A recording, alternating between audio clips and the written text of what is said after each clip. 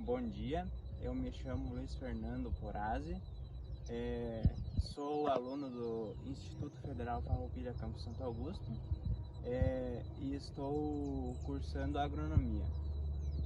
Atualmente estou no quarto semestre do curso e hoje então vim aqui para falar um pouco sobre a fertilidade do solo e a sua importância no processo produtivo.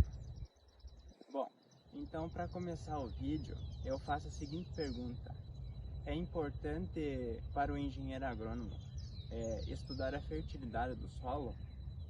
E a resposta é sim, pois a fertilidade do solo é a base para tudo, né? Para uma produção de qualidade e sustentável. Bom, a eficiência do uso de nutrientes traz uma sustentabilidade nos processos produtivos. Bom, os rendimentos das culturas vão ser influenciados pelo tipo de solo em que essa cultura foi plantada, né? Ou seja, se esse solo está compactado, se está em boas condições, ou seja, o manejo desse solo ao longo dos dias. Também vai depender do clima, né? Da temperatura, da luz e da água. Bom, falando agora sobre alguns conceitos, né? O conceito de solo fértil. Solo fértil, ele é um solo que tem a capacidade de suprir as plantas com os nutrientes essenciais nas quantidades e proporções adequadas para o seu desenvolvimento.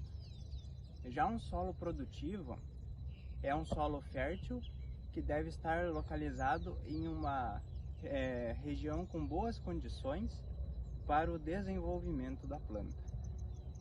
Bom, temos também o conceito de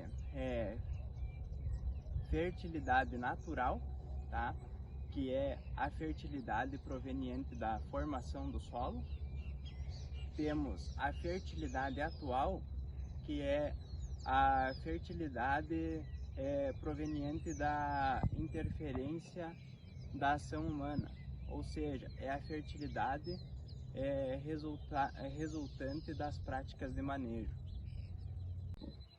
Bom, então agora falando de outro assunto que está relacionado com a fertilidade do solo, que é a amostragem do solo e tecidos vegetais, que envolve a parte de coleta, né, e análise de solos. Bom, a amostragem de solos, ela é separada em etapas. A primeira etapa é a amostragem, a segunda etapa é a análise, a terceira etapa é a interpretação e a etapa final é a recomendação para o produtor.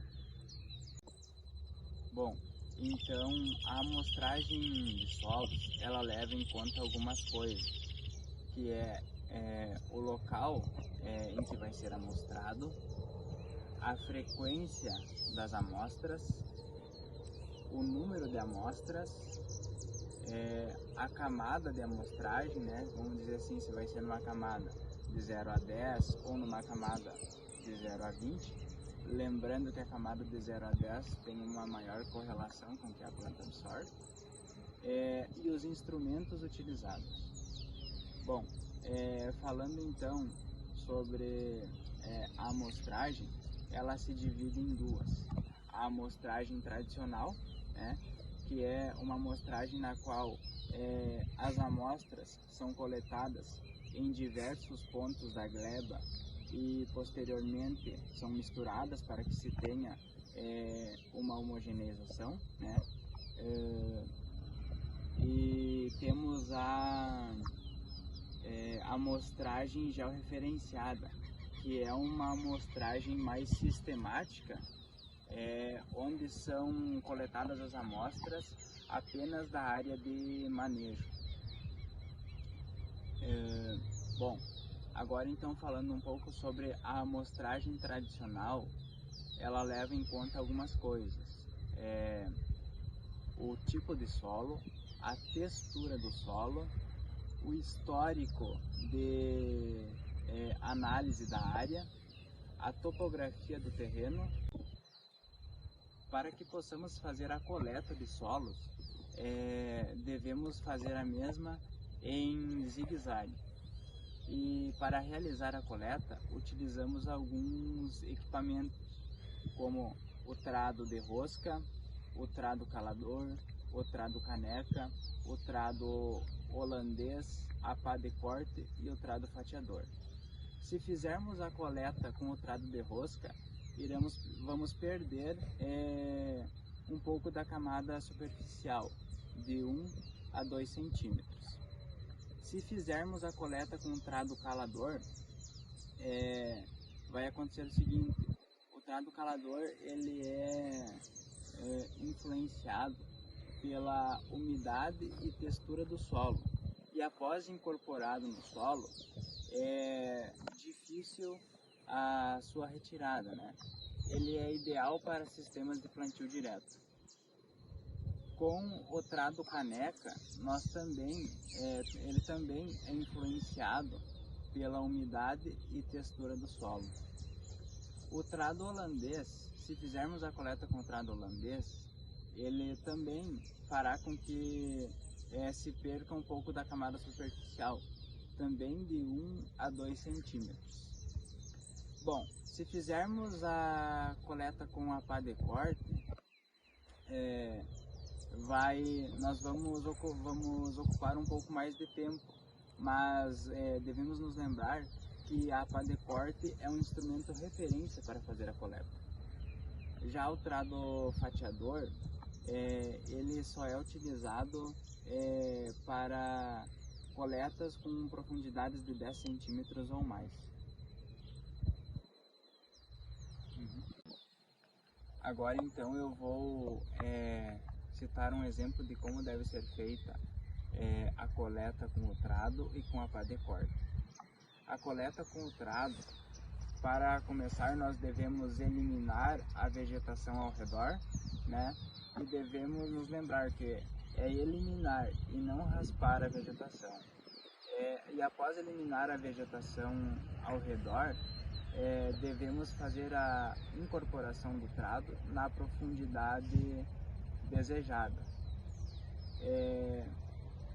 Após incorporado o trado, nós devemos retirá-lo, né, juntamente com a amostra já coletada, e devemos colocar a amostra em um balde e fazer a sua homogeneização.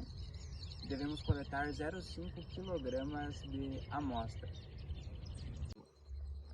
Para fazer a coleta com a pá de corte, devemos eliminar a vegetação ao redor, e após eliminar a vegetação, devemos fazer uma cova no formato de cunha.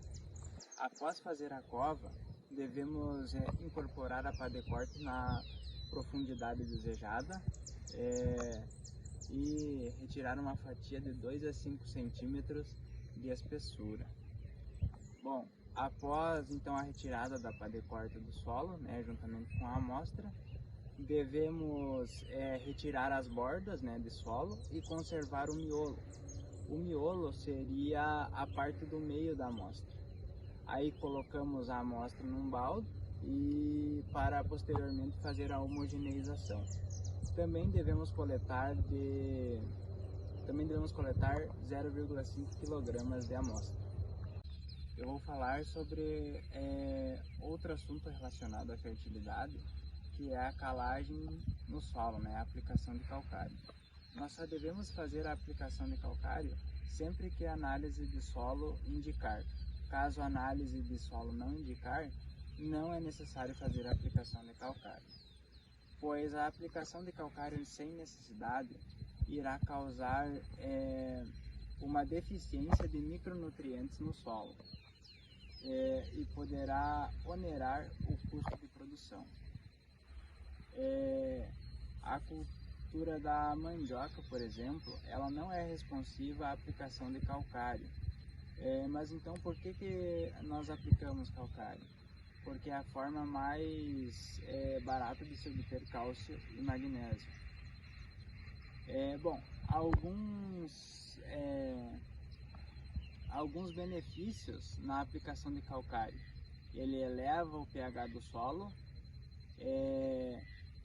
dá maior eficiência aos fertilizantes e melhora as propriedades físicas do solo. Bom, devemos nos lembrar que fazer a aplicação de calcário em excesso é prejudicial. Então, o que se recomenda? Se recomenda fazer o revolvimento 1 ou 2 vezes, né, desse solo, para que os teores de calcário venham a se equilibrar, né? Então podemos concluir que o calcário é importante, mas em excesso, né, pode ser prejudicial. Bom, então para concluir, digo que nós devemos fazer a análise de solos, né, a cada 2 cultivos, e assim nós vamos saber se há necessidade ou não de aplicar calcário. Bom, então esse foi o vídeo, fico à disposição, né? Se tiverem alguma dúvida, então podem entrar em contato ou colocar nos comentários, né? Desde já agradeço a todos que assistiram.